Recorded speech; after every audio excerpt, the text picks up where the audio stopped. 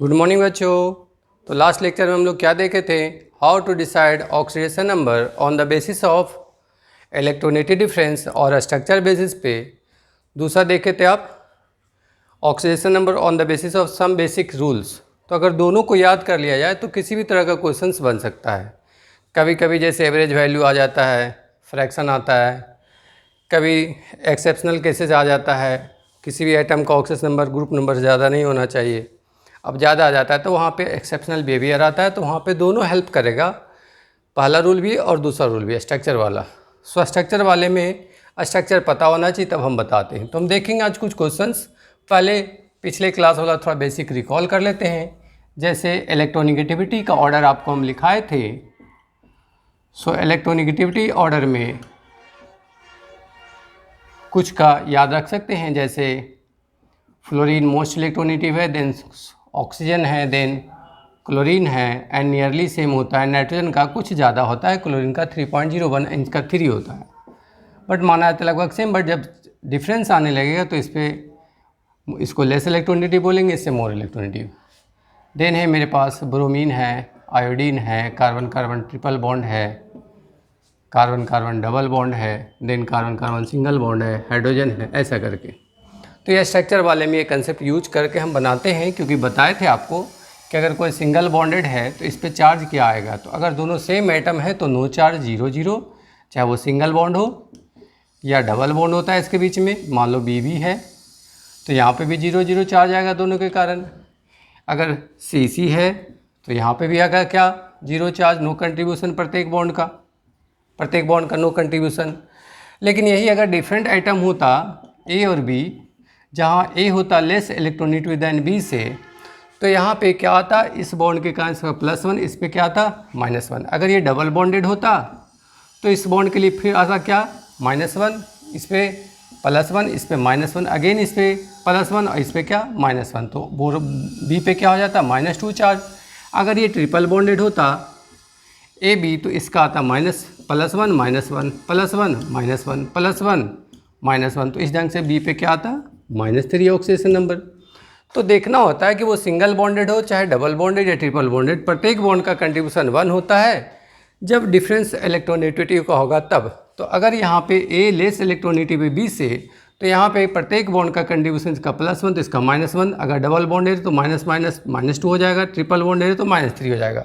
अगर same item हो जाता तो कोई नहीं आएगा, चाहे वो सिंगल हो, डबल हो या ट्रिपल हो। तो आइटम अगर सेम है तो नो डिफरेंस, सभी आइटम का ऑक्सीडेशन नंबर क्या हो जाएगा, 0 हो जाएगा। ठीक है। अब अगर इसी में कोऑर्डिनेट बॉन्ड बताए थे, अगर ए और बी कोऑर्डिनेट बॉन्ड ऐसा है, ए लेस इलेक्ट्रोनेगेटिव बी से, तो कोऑर्डिनेट बॉन्ड का कंट्रीब्यूशन 2 भी होता है और 0 भी होता है। अगर वो ए से डायरेक्टेड है बी, चूँकि ए लेस इलेक्ट्रोनेगेटिव बी से, तो इस यहाँ पे कंट्रीब्यूशन 2 होगा, जो लेस इलेक्ट्रोनेगेटिव पे +2 और जो मोर इलेक्ट्रोनेगेटिव पे -2। बट अगर कोऑर्डिनेट बॉन्ड उल्टा हो जाता, अगर हमारे पास बी से डायरेक्टेड हो जाता है ए से, तो यहाँ पे more electronegative to less electronegative है। तो लास्ट लेक्चर में हम लोग देखे थे कि अगर मोर इलेक्ट्रोनेगेटिव से लेस इलेक्ट्रोनेगेटिव की ओर जाएगा तो इसका कोई कंट्रीब्यूशन नहीं होगा। सो कोऑर्डिनेट बॉन्ड डिपेंड करेगा कैसा केस में आने वाला है। लेस से मोर की ओर आ रहा है तो 2, अगर मोर से लेस की ओर आ रहा है तो 0 हो जाएगा कंट्रीब्यूशन। जैसे मान लीजिए अगर हमारे पास सी और एन के बीच में है, अगर कोऑर्डिनेट बॉन्ड हमारे पास कार्बन से नाइट्रोजन की ओर है, तो यहाँ पे एग्जांपल में इसका कंट्रीब्यूशन होगा मोर इलेक्ट्रोनेगेटिव से लेस की ओर आ रहा है, चूँकि नाइट्रोजन मोर इलेक्ट्रोनेगेटिव है कार्बन से, तो हम कहेंगे क्या कि यहाँ पे कंट्रीब्यूशन 0 होने वाला है।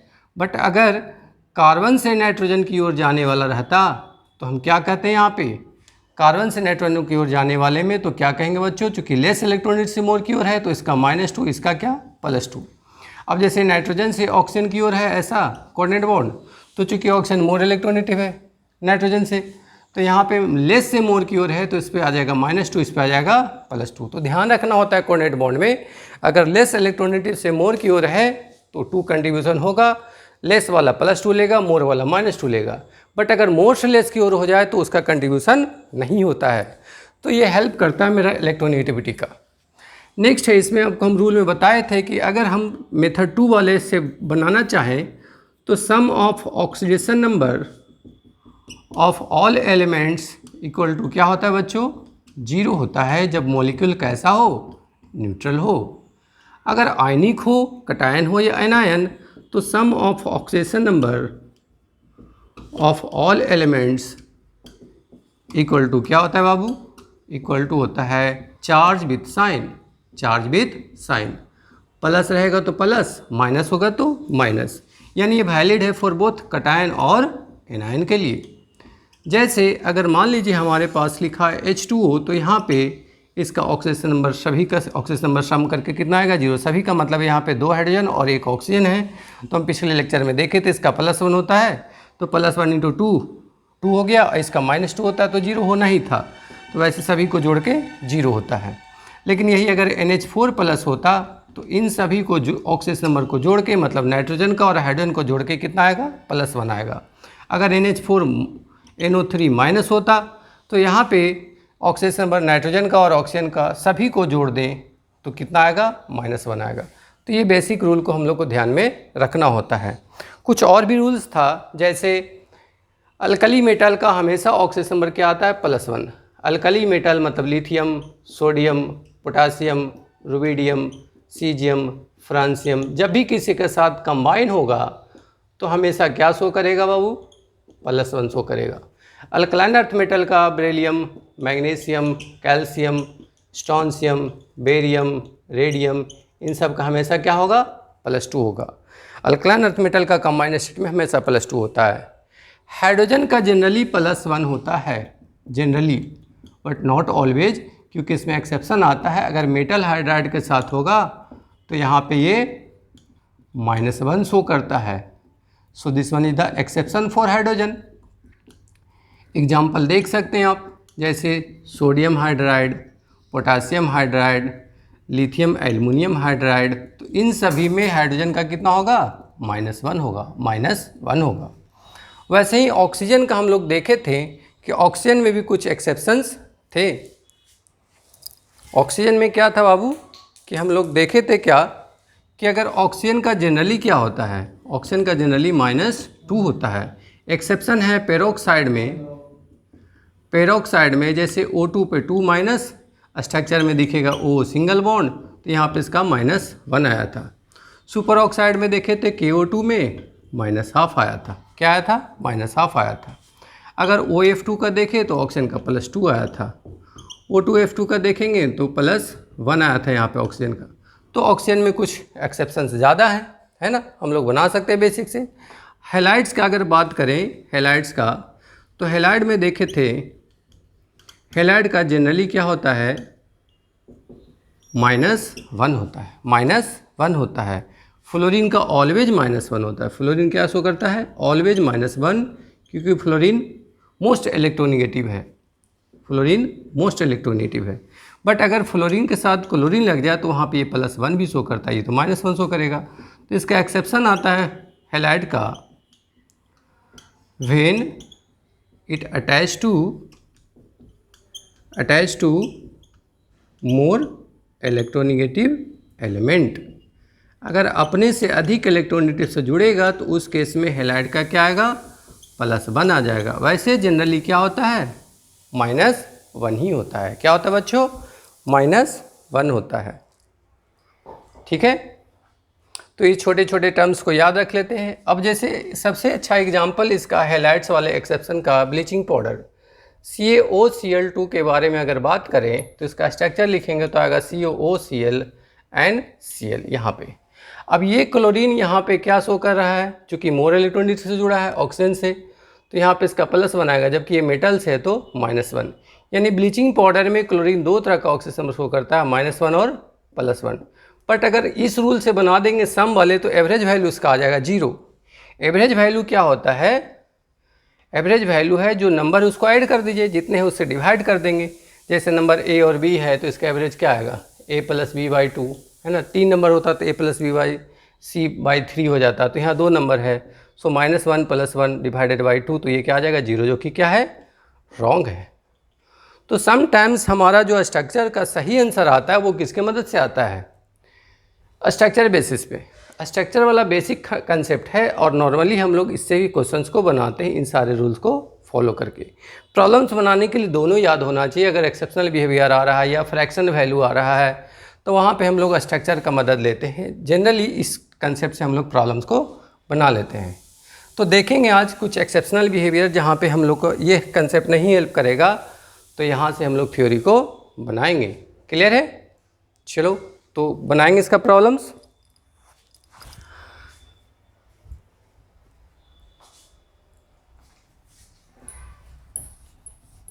इन सारे कंसेप्ट को याद करिएगा। डिटेल में देखने के लिए हमारा पहले वाला लेक्चर देखेंगे तो आपको ये सब बताया गया है, प्रॉब्लम्स भी कराए हैं और सिर्फ रिकॉल करा दिए ताकि क्वेश्चंस बनाने में हेल्प हो।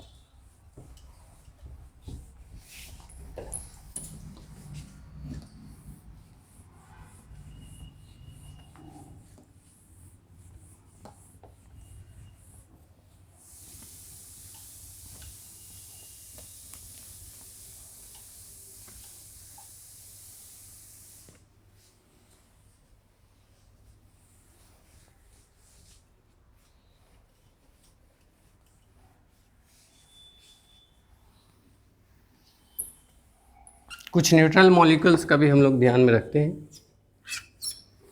न्यूट्रल मॉलिक्यूल में जैसे H2O का रहेगा सो 0 होता है, CO का 0 होता है, NO कहीं दिखता है तो इस पर +1 होता है, नाइट्रोसाइल बोलते हैं इसे हम। CN कहीं दिखेगा तो -1 होता है, SO4 के लिए -2 होता है, S रहेगा किसी के साथ तो -2 होता है, NO3 किसी के साथ है तो -1 है। तो कुछ कुछ छोटे छोटे चीज़ों को याद रखने से प्रॉब्लम बनाने में हेल्प मिलता है हम लोग को। ठीक है, अब प्रॉब्लम्स जैसे है कहेगा find the oxidation number of following underline species. Underline species, underline species जैसे में K2MnO4, K4FeCN6 है ना, ऐसा करके।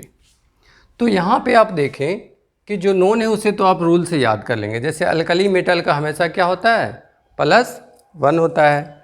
सो अल्कली मेटल का कौन कौन सा है, ये +1 है, ये -2 रखता है। तो इसका क्या आएगा, तो जो अननोन है उसको क्या मान लिया था, x। तो अगर हम निकालें यहाँ पे तो क्या आ जाएगा, 1 डायरेक्ट कर रहे हैं यहाँ पे, पहले करा चुके हैं।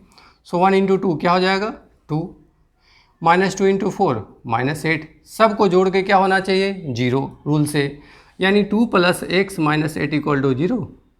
सो x - 6 = 0, तो x बराबर कितना आ जाएगा, 6 आ जाएगा। अगर इस क्वेश्चन के लिए देखना चाहे तो ये अल्कली मेटल है, +1 होता है तो +1 × 4 +4। CN का डायरेक्ट से देखेंगे तो -1 है, तो -1 × 6 -6, और ये अननोन है तो क्या मान लेते x, यानी क्या हो जाएगा 4 + x - 6 = 0। तो x - 2 = 0, तो x बराबर कितना आ जाएगा, +2। ऐसे क्वेश्चन बना लेंगे। अब अगर मान लो ऐसा रहता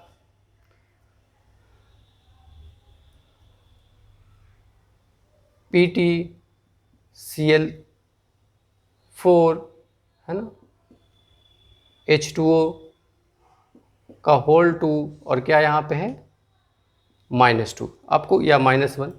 प्लैटिनम का कहेगा ऑक्सीडेशन स्टेट निकालने, तो हम क्या करेंगे, तो ये अननोन है x है, ये -1 × 4 कितना है, -4, और ये कितना बच्चों, वाटर का न्यूट्रल का 0 होता है, सो 0 × 2 0 हो गया। सबको जोड़ के क्या आना चाहिए, तो आयनिक स्पेसिस है तो -1, तो क्या लिखेंगे x - 4 + 0 बराबर -1। सो x - 4 बराबर -1, तो x बराबर कितना आ जाएगा, -1 + 4, दिस बिकम +3। तो प्लैटिनम का यहाँ पे क्या बोलेंगे, +3। तो हम देख रहे हैं कि ये कंसेप्ट भी आपको याद रखना होता है प्रॉब्लम्स बनाते समय। ठीक है, अब कुछ एक्सेप्शनल केसेस भी आता है। जैसे मान लो मेरे पास आ गया C3O4, C3O2 या C3O2, तो निकालेंगे तो क्या आएगा इसका, कार्बन का, तो क्या आएगा 3 × x, इसका तो पता है बच्चों आपको ऑक्सीजन का कितना है, -2, तो -2 × 3 -2 × 2 कितना आ गया, -4, और इसका 3x हो गया, जोड़ के क्या होना चाहिए 0। सो 3x - 4 बराबर 0, क्योंकि न्यूट्रल मॉलिक्यूल है। सो x बराबर आ गया 4/3। तो ये जो 4/3 आया है कोई फ्रैक्शनल वैल्यू आ नहीं सकता है, फ्रैक्शनल वैल्यू नहीं आ सकता है। तो फ्रैक्शन अगर कहीं पे आ गया तो इंडिकेट कर रहा है कि ज़रूर एवरेज वैल्यू है। इंटीजर में भी फ्रैक्शन, इंटीजर में भी एवरेज वैल्यू, बट फ्रैक्शन अगर आ गया तो कंफर्म है कि कैसा वैल्यू है, एवरेज वैल्यू है। ऐसे क्वेश्चंस का जवाब हम लोग देते हैं बेसिक कंसेप्ट से ड्रॉ करना होता है स्ट्रक्चर। तो ऐसे प्रॉब्लम को बनाने के लिए स्ट्रक्चर आपको पता होना चाहिए। अगर स्ट्रक्चर नहीं पता है तो प्रॉब्लम्स नहीं बन पाएगा, है ना। एवरेज वैल्यू कभी भी नहीं हो सकता है, बिकॉज कभी भी ऐसा नहीं हो सकता है कि कोई एक इलेक्ट्रॉन लॉस करने की जगह हाफ इलेक्ट्रॉन लॉस करे, 1/-2 इलेक्ट्रॉन लॉस करे, 3/2 इलेक्ट्रॉन लॉस करे, 4/3 इलेक्ट्रॉन लॉस करे। ऐसा संभव नहीं है। जब भी ट्रांसफ़र होगा तो इंटीजर होगा। अगर एक इलेक्ट्रॉन होगा तो जिसको मिलेगा वो -1 रखेगा, 2 इलेक्ट्रॉन मिलेगा तो -2 रखेगा, 3 इलेक्ट्रॉन मिलेगा -3 रखेगा। एवरेज तो कभी ये वाला वैल्यू फ्रैक्शन नहीं आ सकता है। तो ऐसे क्वेश्चन का जवाब देना, ये वाला आंसर अभी गलत है। इसको सही करने के लिए क्या करना होगा, तो गो थ्रू बेसिक कंसेप्ट। और हम जानते हैं कि इसका स्ट्रक्चर ऐसा होता है। अगर स्ट्रक्चर नहीं पता है तो निकालना संभव नहीं है। तो अगर ये स्ट्रक्चर बनाएं तो अब हम देखेंगे बेसिक कंसेप्ट से कि क्या आने वाला है। तो चूंकि ऑक्सीजन मोर इलेक्ट्रॉनिटी, इसका -1 तो इस पर क्या +1, फिर इसका -1 तो इस पर क्या +1। ये दोनों सेम एटम है तो इसका नो कंट्रीब्यूशन, इन दोनों के कारण नो कंट्रीब्यूशन। यानी इस कार्बन का ऑक्सीजन नंबर कितना है यहाँ पे +2 है। इस पे देखेंगे दोनों सेम ही है। फिर इसका 0, इसका 0, इसका 0, इसका 0, इस बॉन्ड के कारण मतलब यहाँ पे 0 है इसका। फिर यहाँ पे देखेंगे तो इसका -1 तो इसका +1, -1 तो इसका +1, तो इस कार्बन का ऑक्सीजन नंबर कितना है +2। अब एवरेज देखना चाहेंगे तो एवरेज कितने एटम से, यहाँ पे 3 कार्बन से, यानी 3 से डिवाइड होगा। नंबर क्या है, सो एवरेज वैल्यू जब देखेंगे आप, एवरेज वैल्यू तो क्या आ जाएगा +2 +0 +2 डिवाइडेड बाई 3, क्योंकि 3 कार्बन एटम्स है तो कितना आ गया 4/3। यानी ये जो नंबर आया था वो फ्रैक्शनल वैल्यू था। अगर एक्चुअली में पूछा जाए कार्बन का क्या ऑक्सीजन नंबर है तो हमको देखना होगा किस कार्बन के लिए, तो इस कार्बन का +2 आएगा, इस कार्बन का 0 आएगा, इस कार्बन का +2 आएगा। तो कभी भी फ्रैक्शनल वैल्यू आ जाए तो उसका हम लोग ऑक्सीजन नंबर इंडिविजुअल आइटम का, इंडिविजुअल का निकालने के लिए स्ट्रक्चर ड्रॉ करेंगे। वैसे इस मॉलिक्यूल में डायरेक्ट पूछ दे कितना होगा 4/3, बट इंडिविजुअली अगर किसी कार्बन आइटम का करना हो तो हम लोग को सबसे पहले क्या ड्रॉ करना होगा, देयर स्ट्रक्चर, तब फाइंड आउट कर सकते हैं। अब जैसे H2O2 में इसका नाम हाइड्रोजन पेरोक्साइड है, तो मुझे याद हो गया कि -½ होता है, बट एक्चुअली ये जो -½ है वो एवरेज वैल्यू है, ये एग्जैक्ट वैल्यू उसका नहीं है, सॉरी -1 है। सो -1 जो वैल्यू है वो इसका कौन सा वैल्यू है, एवरेज वैल्यू, क्योंकि यहाँ 2 ऑक्सीजन है। तो यहाँ पे हम देखेंगे तो स्ट्रक्चर बनाएंगे तो क्या आएगा HOO और H, क्या है HHO और H। तो इसके कारण इसका +1 तो इसका क्या -1, फिर इन दोनों के कारण 0, इस पे +1 तो इस पर क्या -1, क्या आ गया -1। अब इसका एवरेज निकालना चाहेंगे तो क्या आएगा, इसका तो 0 कंट्रीब्यूशन है, सो -1 और कितने आइटम है 2, तो क्या आ गया -2/2, यहाँ -1। तो आप देख रहे हैं कि यहाँ जो इसका एक्चुअल ऑक्सीडेशन नंबर वो भी -1 है, एवरेज भी -1 है, क्योंकि नंबर सेम है। जब नंबर अलग अलग होगा तो एवरेज बदल जाना तय है। यहाँ पे 2 0 2 था, अगर सब पे 2 2 होता तो एवरेज भी 2 ही आ जाता। चूँकि यहाँ दोनों का ऑक्सीजन नंबर सेम है -1, इसलिए एवरेज वैल्यू भी मैच कर गया किससे, उसके एक्चुअल ऑक्सीजन नंबर से। तो प्रॉब्लम में ध्यान रखना होता है कि अगर फ्रैक्शन आता है, कभी फ्रैक्शन आएगा तो क्या इंडिकेट करेगा, एवरेज वैल्यू।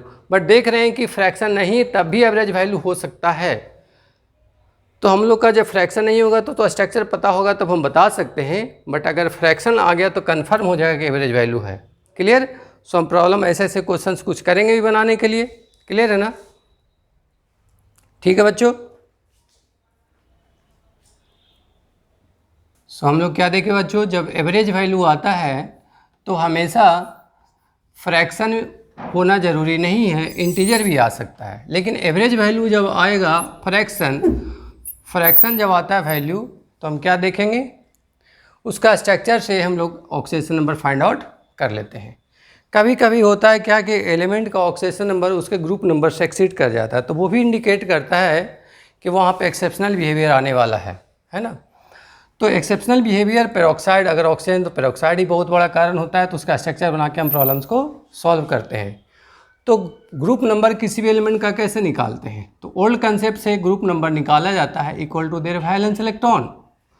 जैसे अगर कार्बन है तो कार्बन का एटॉमिक नंबर 6 है, तो इसका वैलेंस इलेक्ट्रॉन कितना है 2,4, यानी कार्बन का ऑक्सीजन नंबर 4 से ज़्यादा नहीं हो सकता है। अगर हम सल्फ़र का देखें तो 16 है, 2,8,6 है, तो इसका 6 ही होगा। क्रोमियम का 24 है, सो 2, 8, 8 एंड 6 है, तो इसका भी वैलेंस इलेक्ट्रॉन कितना है 6। मतलब अगर इसका ऑक्सीजन नंबर 6 से बढ़ गया हो तो इसका मतलब है कि वहाँ पे कुछ एक्सेप्शनल बिहेवियर आने वाला है। अगर ऑब्जेक्टिव क्वेश्चन है तो हम डायरेक्ट बना सकते हैं कि उसका आंसर 6 लिख देंगे, बट समटाइम्स पूछता है कि कितने इसमें पेरोक्साइड लिंकेज है, तो वैसे वाले में आपको कंसेप्ट के थ्रू जाना होगा, क्योंकि एक्सेप्शनल बिहेवियर में पता तो चल जाता है पेरोक्साइड है, कितने पेरोक्साइड उसके लिए थ्योरी हम लोग पढ़ेंगे। जैसे अगर हमारे पास CrO5 है, CrO5 है, तो यहाँ पे जब आप ऑक्सीजन नंबर निकालना चाहेंगे तो इसका तो पता है -2, सो -2 × 5 कितना हो जाएगा -10। इसका क्या मान लेते हैं x, तो चूँकि न्यूट्रल है तो सबका जोड़ के क्या आएगा 0 आएगा, x - 10 = 0, तो x बराबर आ गया +10। जबकि आप देख रहे हैं यहाँ पे कि इसका मैक्सिमम 6 ही हो सकता है, तो ये इंडिकेट करता है कि यहाँ पे एक्सेप्शनल बिहेवियर है, और वो चूँकि ऑक्साइड है तो ऑक्सीजन है, तो ऑक्सीजन में पेरोक्साइड कंसेप्ट हो सकता है। तो कितने पेरोक्साइड वाले लिंकेज होंगे, क्योंकि पेरोक्साइड का -2 होता है, नॉर्मल वाले ऑक्साइड का -2 होता है। तो यहाँ पे कंसेप्ट होता है number of peroxide peroxy oxygen = होगा coming oxygen number minus group number. तो अभी आया कितना है 10, तो 10 में से मैक्सिमम कितना जा सकता है क्रोमियम का 6, तो 10 - 6 यानी कितने आगे peroxy oxygen 4। It means CrO5 में 4 ऐसे ऑक्सीजन हैं जो पेरोक्सी बॉन्ड से जुड़ा है, मतलब O सिंगल बॉन्ड से जुड़ा है। तो हम CrO5 को तोड़ सकते हैं, कैसे करके, ऐसे लिख सकते हैं CrO नॉर्मल ऑक्सीजन है और पेरोक्सी का 4 है, सो O का होल 2 लिख सकते हैं। यहाँ पे ये सारे ऑक्सीजन -1 शो करने वाले हैं। स्ट्रक्चर बनाएंगे तो इसका बटरफ्लाई टाइप का होता है ऐसा, तो स्ट्रक्चर से भी दिख जाएगा, जिससे निकालना हो उससे हम लोग फाइंड आउट कर सकते हैं। बटरफ्लाई स्ट्रक्चर है, तो बटरफ्लाई वाला स्ट्रक्चर से चूंकि मोर इलेक्ट्रोनेगेटिव लेस है तो इसका -1, इसका क्या आ जाएगा +1। फिर इस बॉन्ड का इसका तो कंट्रीब्यूशन है, हम लोग को इसका फाइंड करना है सिर्फ, तो क्या है -1 तो इसका +1।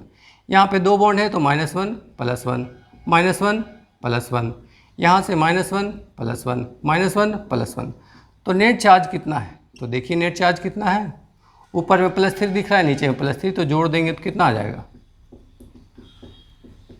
कितने हैं 1 2 3 4 5 एंड 6 +6 आ गया। तो ये आपका एक सही आंसर आ गया। तो हम स्ट्रक्चर से भी निकाल सकते हैं, या इस थ्योरी को यूज करके हमको पता है कि पेरोक्सी, तो ऐसे भी निकालेंगे तो आ जाएगा। तो क्या होने वाला है इसका x × 1, और ये नॉर्मल ऑक्सीजन है तो -2, सो -2 × 1 प्लस ये पेरोक्सी वाले कितने ऐसे हैं 4 हैं, 2 × 2 4, सो -1 × 4 लिख सकते हैं बराबर 0। सो x - 2 - 4 = 0, सो x बराबर +6। तो देख रहे हैं 6 आ गया। लेकिन इस वाले से क्या फ़ायदा हुआ कि हम लोग को ये पता चल गया कि कितने पेरोक्सी हैं। अगर डायरेक्ट क्वेश्चन बनाने का था तो क्रोमियम पर 6 हो जाता, क्योंकि इसका ग्रुप नंबर 6 होगा, वैलेंस इलेक्ट्रॉन 6 है, तो उस हिसाब से देख ली। इस थ्योरी से पता चल गया कितने पेरोक्सी है। तो ऐसे बहुत सारे क्वेश्चन है जिसमें ये हेल्प करता है। जैसे एक कारूज एसिड होता है, कारूज एसिड का फार्मूला क्या है H2SO5। अब सल्फर का आपको निकालना है तो क्या करेंगे, तो x मानेंगे, इसका 1 × 2 +2 हो गया, -2 × 5 -10 हो गया। सबको जोड़ के आना चाहिए 0, क्योंकि न्यूट्रल मॉलिक्यूल है, तो +2 + x - 10 बराबर 0। सो x - 8 बराबर 0, तो x बराबर कितना +8 आ गया, जबकि आना क्या चाहिए 6। तो यहाँ भी पेरोक्सी लिंकेज है। तो कितने पेरोक्सी लिंकेज है, तो इस थ्योरी को तुम लोग यूज करोगे। क्या कितने पेरोक्सी लिंकेज है, तो कमिंग ऑक्सीजन और माइनस ग्रुप नंबर या वैलेंस इलेक्ट्रॉन बोल सकते हैं, कुछ भी बोल दीजिए, वैलेंस इलेक्ट्रॉन से भी निकल जाता है। तो यहाँ पे कमिंग 8 है और वैलेंस इलेक्ट्रॉन इसका 6 है, तो पेरोक्सी कितना हो जाएगा 8 - 6 2। तो यहाँ अगर हम निकालें इस क्वेश्चन को सॉल्व करें तो क्या आ जाएगा बच्चों, नंबर ऑफ पेरोक्सी ऑक्सीजन = हो जाएगा 8 - 6 2। तो हम H2SO5 को कैसे लिख सकते हैं, ऐसे करके H2SO3 नॉर्मल है और 2 ऑक्सीजन पेरोक्सी वाले। अब देखो आंसर जब निकालोगे तो सही आ जाएगा, 1 × 2 -+2 सल्फ़र का X माने ऑक्सीजन ये नॉर्मल वाला है तो -2 × 6 -6, और ये पेरोक्सी वाला है तो -1 का 2 है तो -2 बराबर क्या होगा 0। तो 2 + X माइनस, इसको कैंसिल कर सकते हैं, यहाँ पे लिखने का जरूरत भी नहीं, काट देंगे इसको। तो क्या आ गया X - 6 बराबर 0, तो X बराबर +6। तो ऐसे नंबर ऑफ क्वेश्चंस को हम बना सकते हैं जहाँ पे एक्सेप्शनल बिहेवियर आता है। ठीक है, तो यहाँ स्ट्रक्चर से भी बना सकते थे, अगर बनाना होगा तो पेरोक्सी है तो ज़रूर इसमें ऑक्सीजन होगा। तो अगर स्ट्रक्चर से बनाना चाहें तो कैसा होगा इसका, H ऐसा है, OH है, 3 नॉर्मल ऑक्सीजन है और एक कैसा है पेरोक्सी ऑक्सीजन। देखो कितने ऑक्सीजन हो गए, 1 2 3 4 और 5, तो यहाँ पेरोक्सी दिख रहा है। अब सल्फर का निकालेंगे ना तो स्ट्रक्चर बेसिस पे 6 ही आएगा, इसका -1 इसका +1, इसका 2 के कारण इस पर दोनों का -1 तो इसका +1, फिर से इसका -1 तो इसका +1, इसके कारण इस पर -1 तो इस पर +1। तो नेट चार्ज कितना आ गया सल्फर का, 1 2 3 4 5 और 1 6, कितना आ जाएगा देखो, 2 इसके कारण +2, 2 इसके कारण +2 +4 हो गया, इसके कारण एक -1 इसका +1 तो +4 +1 +5, इधर आएगा एक, तो कितना हो जाएगा नेट +6 हो जाएगा। तो यहाँ पे हम देख सकते हैं कि इसका भी सल्फर का क्या आ गया +6 आ गया। तो हम स्ट्रक्चर बेसिस पे निकाल सकते हैं, और ये मैथमेटिकल जो कंसेप्ट है इससे हिसाब से भी हम प्रॉब्लम्स को बना सकते हैं अगर एक्सेप्शनल आ रहा है तब। तो इस ढंग से हम बहुत सारे क्वेश्चंस को बना सकते हैं, जहाँ जहाँ पे कन्फ्यूजन होगा वहाँ पे हम इस यादर स्ट्रक्चरल कंसेप्ट यूज करेंगे, और नहीं तो फिर मैथमेटिकल फार्मूला यूज करेंगे पेरोक्सी वाले में। एवरेज वैल्यू वाले में हम लोग स्ट्रक्चर का ही हेल्प लेते हैं, क्योंकि एवरेज वाले में इस फार्मूला से आंसर गलत आ जाता है, क्योंकि फ्रैक्शन में कभी भी किसी का ऑक्सीजन नंबर नहीं होता है।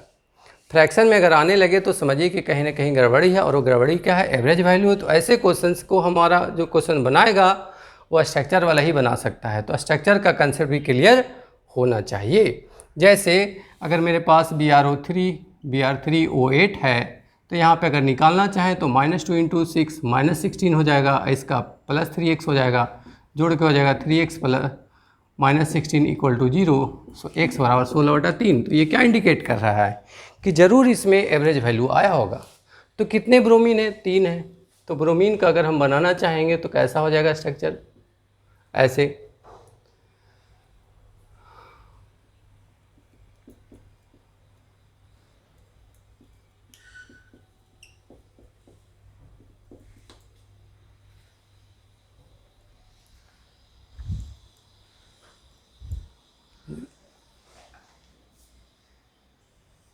तो देख रहे हैं यहाँ पे 16/3 आया है, तो ये कौन सा वैल्यू है, एवरेज वैल्यू। तो इसको अगर हम स्ट्रक्चर बनाएंगे तो क्या दिखेगा बच्चों आपको, स्ट्रक्चर बनाने में 3 ब्रोमीन है, BrO